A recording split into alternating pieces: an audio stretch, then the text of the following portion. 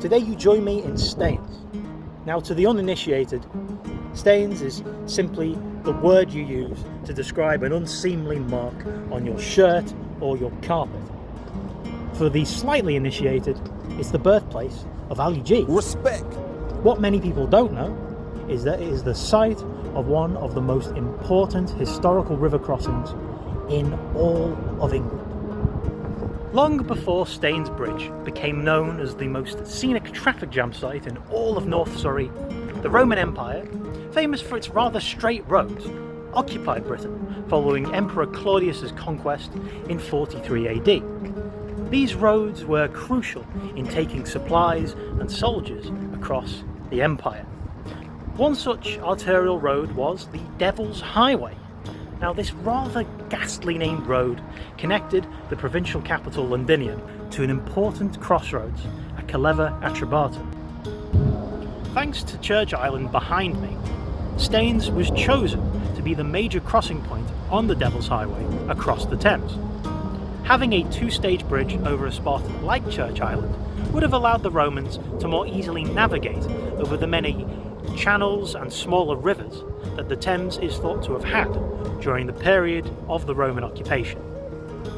We don't hear much about Staines Bridge in the written record until around the 13th century, when King Henry III allowed for 2 Windsor oaks to be used in the repair of the bridge. This bridge was around the site of today's bridge and was connected to the causeway on the Egham side of the river, which you would be able to see behind me here if there wasn't a load of leaves.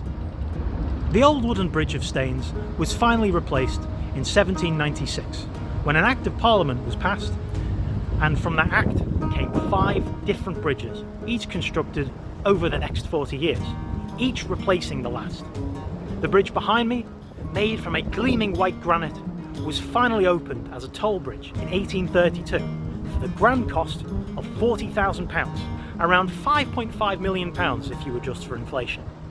That price needed to be paid somehow, and the bridge began to charge crossers and boats the steep price of 4 pennies, something that steadily rose as the 19th century wore on. When the toll fare was finally abolished in 1871, the town erupted into a patriotic fervour, with signs proclaiming that Staines was now free forever, adorning the high street and the bridge itself. According to the Surrey Advertiser newspaper, the old toll gate's future was answered as the crowd of Staines residents that had gathered on the bridge threw out cries of "Drown him!" Within only a few moments, the old toll gate that once stood proudly at the centre of this bridge here had found its way to the bottom of the Thames, courtesy of the fine folk of Staines.